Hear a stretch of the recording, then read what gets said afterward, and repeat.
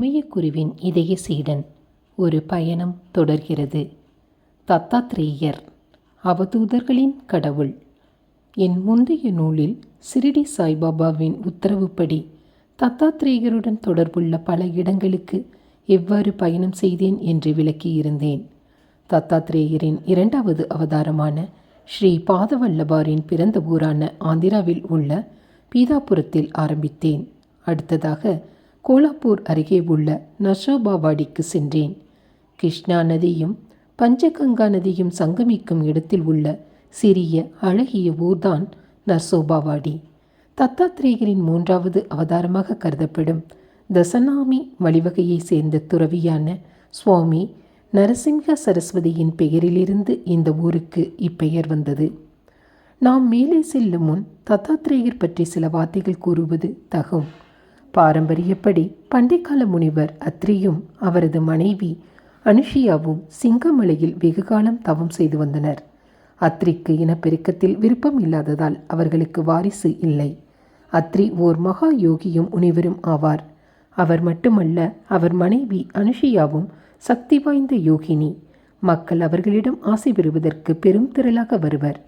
அந்த கதை கூறுவது என்னவென்றால், 3 கடவுள்களான பிரம்மா, விஷ்ணு, மகேஸ்வரன் ஆகியோர் அனுசியாவிற்கு அருள்பாலிக்க 3 சிறுவர்கள் உருவத்தில் வந்தனர். அந்த அழகிய தெய்வ சிறுவர்களைக் கண்டு பூரித்த அனுஷியா அவர்களை சில காலம் தங்குமாறு வேண்டினார். அதற்கு அவர்கள் சம்மதித்தனர். அனுசியாவிற்கு அவர்கள் மூவரையும் கருவில் சுமந்து உண்மையான தாயாக வேண்டும் என்று ஆவல் விளைந்தது.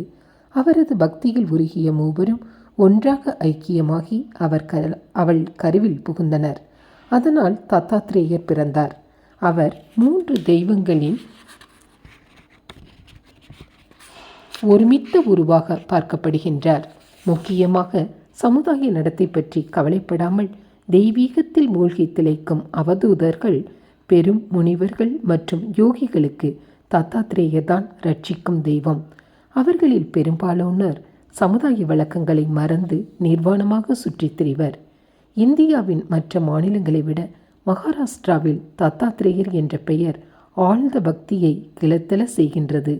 அநேகமாக அம்மாநிலத்தின் மிகவும் பிரசித்தி பெற்ற தெய்வமாக இருக்கலாம். அவர் நாடோடி துறவியாக சித்தரிக்கப்படுகின்றார்.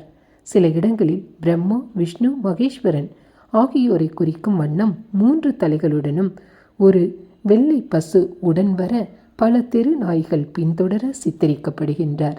மிக முக்கியமான தத்துவ நூலான அவதூத கீதை அவருக்கு அர்ப்பணம் செய்யப்பட்டது. முழுமையான இருமையற்ற தத்துவத்தை வலியுறுத்திய நூல்களில் இதுவும் மிகவும் முன்னோடியானது. தொன்மையான அதர்வன வேதத்திலேயே அவரை பற்றி குறிப்பிடப்பட்டுள்ளது என்பதால் சிலர் நம்புவது போல் அவர் பிற்கால உருவாக்கம் இல்லை. ஆனால் தத்தாத்ரேயா இயக்கம் மிக சமீபமாக ஸ்ரீ பாதவல்லபர் 1320 to 1350 காலத்தில் தொடங்கப்பட்டு இன்று மகாராஷ்டிராவின் மிக பிரசித்தி பெற்ற தெய்வம் தத்தாத்ரேயர் என்று கூறும் அளவிற்கு உற்சாகமான பக்தர்களை கொண்டது. ஸ்ரீ பாதவல்லபர் காலத்திற்கு பின் சுவாமி நரசிம்ஹ சரஸ்வதி தான் தத்தாத்ரேயரின் அவதாரம் என்றும் அவர் 1380 1459 வரை வாழ்ந்ததாகவும் கருதப்படுகிறது. ஸ்ரீ நரசிம்ஹ சரஸ்வதி பற்றிய ஒரு சிறு வாழ்க்கை சரிதம் இங்கே. அவர் மகாராஷ்டிராவின் வராத் பகுதியில் காரஞ்சா நகரில் ஓர் ஆச்சார அந்தன தம்பதியர்களான அம்பா மற்றும் மாதவ் அவர்களுக்கு பிறந்தார். சிறு வயதில் அவர் அழுதால் ஓம் என்ற மந்திர உச்சாடனை செய்வது போல் இருக்குமாம். அவரது பெற்றோர் அவரை கடவுளின் ஓர் அவதாரமாக பாவித்து மனிதர்களின் பாவத்தை வெட்டி தள்ளும் என்ற பொருள் கொண்ட நரகரி என்ற பெயரை வைத்தனர். அவரது 6 வயது வரை அவருக்கு பேச்சு வரவில்லை. அதனால் அவரை கிராமத்து மக்கள் ஊமை என்று நினைத்து கொண்டனர்.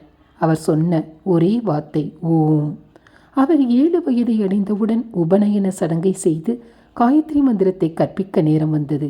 கிராமத்து மக்கள் ஒரு ஊமை எப்படி மந்திரம் சொல்வான் என்று வியந்தனர். அவருடைய பெற்றோர் எப்படியாவது அந்த சடங்கை நிகழ்த்திவிட வேண்டும் என்று முடிவெடுத்தனர். பூநூலை அணிவித்து காயத்ரி மந்திரத்தை அவர் காதில் கூறியவுடன் வேதங்கள் அனைத்தையும் கூறினாராம். அவர் அதன் பின் யாத்திரை செல்ல தயாரானார். ஆனால் அன்னையின் வேண்டுகோளுக்கு இணங்க அவர்களுக்கு மேலும் ஓர் குழந்தை பிறக்கும் வரை அவர்களுடன் வாழ சம்மதித்தார். 1 வருடம் கழித்து அவர் அன்னைக்கு இரட்டை ஆண் குழந்தைகள் பிறந்தவுடன் அவர் வாரணாசி செல்ல அனுமதி கோரினார். அங்கு முதிய முனிவரான கிருஷ்ண சரஸ்வதியை சந்தித்தார். அவரது ஆலோசனைப்படி பழமை வாய்ந்த தசநாமி வழிவகை துறவியாக தீட்சை கொடுக்கப்பட்டு ஸ்ரீ நரசிம்ஹா சரஸ்வதி என்று பெயரிடப்பட்டார். காவி உடை தரித்து கையில் தண்டியுடன் மீண்டும் பயணத்தை தொடர்ந்தார். அவர் பிரயாக் சென்றுவிட்டு பிறந்த ஊர் திரும்பினார் என்று சொல்லப்படுகிறது. அங்கு தனது அன்னைக்கு தெய்வீக ரகசியத்தில் தீட்சை கொடுத்துவிட்டு தன் பயணத்தை தொடர்ந்தார். கோதாவரி நதிக்கரை ஓரமாக பயணம் செய்து பின் கிருஷ்ணா நதிக்கரை ஓரமாகவும் பயணம் செய்து கிருஷ்ணாவும் பஞ்சகங்காவும் சங்கமிக்கும் இடத்திற்கு வந்து சேர்ந்தார். அங்கு அத்திப்பழ மரங்கள் உட்பட்ட பலதரப்பட்ட மரங்களை உடைய ஓர் அடர்ந்த காடு இருந்தது. அந்த காட்டின் நடுவே ராமச்சந்திரர் என்ற ஓர் மகா யோகி தவ வாழ்க்கை வாழ்ந்து வந்தார். ஒரு முனிவர் வருவார் என்று அவருள் சில காட்சிகள் தோன்றி அதன் அடிப்படையில் ஸ்ரீ நரசிங்க சரஸ்வதியின் வருகைக்காக ஆவலுடன் காத்திருந்தார்.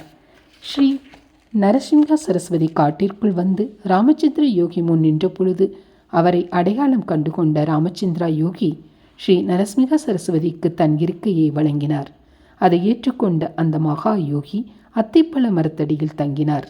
சிறிது நேரம் கழித்து நரசிங்க சரஸ்வதியின் முன்னிலையில் ராமச்சந்திரா யோகி தன் உடல் இயக்கங்கள் அனைத்தையும் விழிப்புணர்வுடன் தானே நிறுத்தி தியானத்தில் அமர்ந்து மீண்டும் உலக வாழ்வுக்கு திரும்பாத யோக பயிற்சியின் உச்சமான மகா சமாதி நிலையை அடைந்தார். இது ஜீவ சமாதி என்றும் அழைக்கப்படும். இதுபோன்று சமாதி அடைந்தவர்களின் கல்லறைகள் ஜீவ சமாதி கோவில்களாக இந்தியாவின் பல இடங்களில் வழிபடப்பட்டு வருகின்றன. அத்திப்பழ மரத்திற்கு சற்று தொலைவில் ராமச்சந்திர யோகியின் ஜீவ சமாதி உள்ளது. ஸ்ரீ குரு என்றும் வேறொரு பெயரில் அழைக்கப்படும் ஸ்ரீ நரசிம்ஹ சரஸ்வதி நஷோபாவாடி என்று தற்பொழுது அழைக்கப்படும் இடத்திற்கு ஏறக்குறைய 1427 வந்து 12 வருடங்கள் வாழ்ந்தார். அங்கிருந்து கர்நாடகாவில் உள்ள கங்காப்பூர் சென்று அங்கு 20 ஆண்டுகள் வாழ்ந்தார். அங்கிருந்து ஆந்திராவில் உள்ள ஸ்ரீசைலம் சென்று அங்கு மனிதர்களின் பார்வையில் இருந்து மறைந்தார் என்று சொல்லப்படுகிறது. இப்பொழுது அனுதினமும் ஆயிரக்கணக்கானோர் வழிபடும் பாதுகைகளை பற்றி பார்ப்போம். தற்போதைய நசோபாவாடியிலிருந்து ஏறக்குறைய 6 கிலோமீட்டர் தூரத்தில் உள்ள அலஸ் என்ற இடத்தில் பாகிராம் பட்ஜரே என்ற தேசஸ்தா பிராமணர் வாழ்ந்து வந்தார். அவரும் அவரது மனைவியும் தெய்வ பக்தி மிகுந்து குழந்தை செல்வமற்ற ஏழை தம்பதியர்.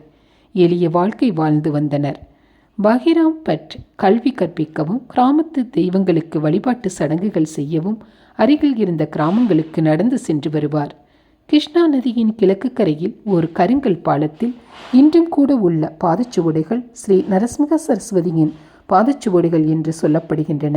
அந்த இடத்திற்கு அருகே அவர் நடந்து செல்லும் பொழுது அங்கே பிரகாசமான தோற்றமுடைய ஓர் முனிவர் அத்திப்பழ மரத்தடியில் அமர்ந்திருப்பதை கண்டார். அவர் நதியை கடந்து அவர் முன் விழுந்து வணங்கினார். அந்த சுவாமி அவரை ஆசீர்வதித்து நாராயணா நாராயணா என்று கூறினார். அதன்பின் பட் சிரோலி கிராமத்திற்கு சென்று திரும்புகையில் அவர் காலில் மீண்டும் விழுந்து வணங்கினார். இது வெகு நாட்களாக தொடர்ந்தது. ஒரு நாள் மாலையில் ஷிரோலியிலிருந்து திரும்பும்போது அந்த சுவாமியிடம் சென்று வழக்கம்போல் காலில் விழுந்து வணங்கினார். இருளத் தொடங்கியதால் விரைவாக வீடு திரும்ப விரும்பினார். சுவாமி அவரை அமரச் சொல்லி சைகை செய்தார். சிறிது நேரம் கழித்து அவர் மீண்டும் விழுந்து வணங்கி எழுந்தார். இருட்டி விட்டதால் சமய சடங்குகளை அங்கேயே செய்யுமாறு அந்த சுவாமி சொன்னார். அனைத்தும் சரியாக இருக்கும் என்றும் மனைவியை பற்றி கவலைப்பட வேண்டாம் என்றும் சுவாமி பற்றிடம் உறுதியளித்தார். இன்று இரவு தங்கிவிட்டு நாளை செல் என்றார்.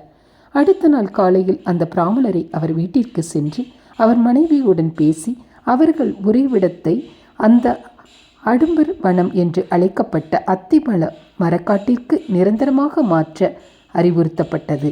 தான் அமர்ந்து பல வருடங்களாக தவம் செய்த கல்லில் தன்னிச்சையாக தத்தாத்திரேயரின் பாதச்சுவடுகள் தோன்றும் என்று சுவாமி கூறினார். அந்த பிராமணரும் அவரது மனைவியும் அங்கே தங்கி தினமும் அந்த பாதுகைகளை வழிபட்டு வர வேண்டும் என்றும் கூறினார். அந்த பிராமணருக்கு 60 வயது ஆயிருந்த போதிலும் அவர் மனைவி 4 மகன்களை பெற்றெடுப்பார். அதனால் அவர்கள் குடும்பம் தொடர்ந்து பாதுகைகளை பாதுகாத்து வருவார்கள் என்றும் கூறினார். பாகிராம் பட் தன் மனைவியுடன் அத்திப்பழ மரவனத்திற்கு குடிபெயர்ந்தார். சுவாமி கணித்தது போல அங்கு தோன்றிய பாதுகைகளை வழிபாடு செய்ய தொடங்கினார். வழிபாடு தொடர்வதை உறுதி செய்த ஸ்ரீ நரசிம்ஹ சரஸ்வதி கர்நாடகாவில் உள்ள கங்காப்பூர் சென்றார். அங்கு 20 வருடங்கள் தங்கினார். அதன்பின் ஆந்திராவில் உள்ள ஸ்ரீசைலம் கோவிலின் அருகில் உள்ள கதலிவனத்தில் நுழைந்து மறைந்தார். தாங்கள் பாகிராம்பட்டின் வம்சாவளியினர் என்பது பாதுகைகளின் வழிபாடுகளை கவனிக்கும் பூசாரிகள் கூற்று. உங்களுக்கு ஞாபகம் இருந்தால் என் சுயசரிதையில் சீரடி சாயிபாபா எனக்கு பணம் கொடுத்து தத்தாத்திரேயர் பரம்பரையுடன் தொடர்புள்ள அனைத்து இடங்களுக்கும் சென்று வருமாறு பணித்ததை சொல்லியிருந்தேன்.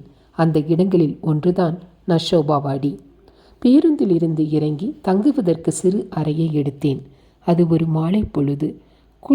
குளித்துவிட்டு தத்தாவின் பாதுகைகள் இருந்த கோவிலுக்கு சென்றேன். அங்கு இருந்த பூசாரி, அவர் முதல் பெயர் ஞாபகம் இல்லை, பட்டி என்று முடியும், எனக்கு கனிவோடு அனைத்து இடங்களையும் சுற்றி காண்பித்து அனைத்தையும் விவரமாக விளக்கினார். அவருக்கு நன்றி தெரிவித்துவிட்டு விடைபெற்று படித்துறையில் வெகு நேரம் அமர்ந்திருந்தேன். பின் ராமச்சந்திர யோகியின் சமாதிக்கு சென்றேன். அந்த இடத்தையும் தனிமையையும் அபூர்வமான பேரானந்த அமைதியையும் மிகவும் விரும்பினேன். அங்கு 2 மணி நேரத்திற்கு மேலாக தியானம் செய்தேன். கண் விழித்து பார்த்த பொழுது நன்றாக இருட்டியிருந்தது. அன்றைக்கு திரும்பிச் செல்லலாம் என்று முடிவு செய்து என் குர்தா பையில் இருந்த கைவிளக்கை எடுத்து கொண்டிருக்கும் பொழுது ஓர் இனிய நறுமணம் காற்றில் தவழ்ந்தது. சுய ஒளி கொண்டு கண்களை கவரும் வண்ணம் காவி உடை தரித்த ஓர் இளம் சந்நியாசியின் உருவம் முற்றத்தில் தோன்றியது. அவரது முகத்தை கண்டபோது அவர் சாக்ஷாத் ஸ்ரீ நரசிம்ஹ சரஸ்வதி என்பதை கண்டுகொண்டேன். நான் எவ்வளவு பாக்கியசாலி என்று தோன்றியது. அவர் கால்களில் விழுந்து வணங்கினேன். அவரது 2 கைகளையும் என் தலைமேல் வைத்து என்னை ஆசீர்வதித்து இனிமையான குரலில் தெளிவான ஹிந்தியில் பேசினார். சாய் என்னை காண்பதற்காக உன்னை அனுப்பினார். தத்தாத்திரேயர் தான் அனைத்து துறவிகளின் சாரம். பல பிறவிகளுக்கு முன் நான் கிர்னாரில் இருந்தபோது என்னை காண நீ வந்தாய். அப்போது நீ மோட்சத்தை அடைவதற்கான உறுதியுடன் அலைந்து திரிந்த துறவி. நாம் 3 மணி நேரம் உன் முற்பிறவிகளையும் சாதனாக்களையும் பற்றி உரையாடினோம். உனக்கு இமயமலை சென்று ஸ்ரீ குரு பாபாஜி என்று அழைக்கப்படும் நித்யநாத்தை சந்திக்க வேண்டும் என்ற ஆசை குளிந்துவிட்டு எரிந்து கொண்டிருந்தது. நீ அவரது சீடனாக வேண்டும் என்ற எண்ணத்தையும் கூறினாய். நான் அதற்கு இந்த பிறவியில் உன்னால் அது முடியாது என்றும், அடுத்த ஆண்டில் நர்மதா ஆற்றின் வெள்ளத்தில் மூழ்கி அடுத்த பிறவியில் இமயமலையில் 3 தலைமுறைகளாக பாபாஜியின் சீடர்களாக உள்ள ஓர் ஆச்சார குடும்பத்தில் பிறப்பாய் என்றும் கூறினேன். அதன் மூலம் அவரது சீடனாக ஆகி உன் ஆசையை நிறைவேற்றிக் கொள்வாய் என்றும் கூறினேன். அதன் பிறகு உன்னை திகம்பரா திகம்பரா ஸ்ரீ பாதவல்லப திகம்பரா என்ற தத்தா மந்திரத்தை தீட்சை அளித்தேன். உனக்கு ஞாபகம் இருக்கிறதா? ஆம் சுவாமி, அந்த மந்திரம் ஞாபகத்தில் உள்ளது என்றேன். நல்லது. வெள்ளம் வந்தது, நீ அதில் மூழ்கினாய். அடுத்த பிறவியில் பத்ரிநாத் அருகே உள்ள பாண்டுகேஸ்வர் என்ற ஊரில் கார்வாலி அந்தன குடும்பத்தில் பிறந்தாய். நீ சிறுவனாக இருக்கும் பொழுது பாபாஜி உன்னை தேர்ந்தெடுத்தார். நீ நன்றாக முன்னேறினாய். ஆனால் நீ அவரை விட்டு விலக வேண்டியதாயிற்று. அது எதனால் என்று உனக்கே தெரியும். பல ஆண்டுகள் கழித்து ஸ்ரீ பத்மநாப சுவாமியின் உறைவிடமான திருவனந்தபுரத்தில் பிறந்தாய். உன்னை தேர்ந்தெடுக்க பாபாஜியின் சீடரான மகேஸ்வரநாத் அனுப்பப்பட்டார். மீதமுள்ள கதை உனக்கு தெரியும். 2 நாட்கள் இங்கு தங்கு. பின் ஸ்ரீ பாதவல்லபர் உருவத்தில் நான் அவதரித்த பீதாபுரம் செல். இங்கு இருக்கும் பொழுது தத்தாத்திரேயர் மந்திரத்தை முடிந்த அளவுக்கு ஜெபி. நான் இப்போது செல்கிறேன். எவ்வளவு மர்மமான முறையில் தோன்றினாரோ அவ்வளவு மர்மமான முறையில் அவர் மறைந்தார்.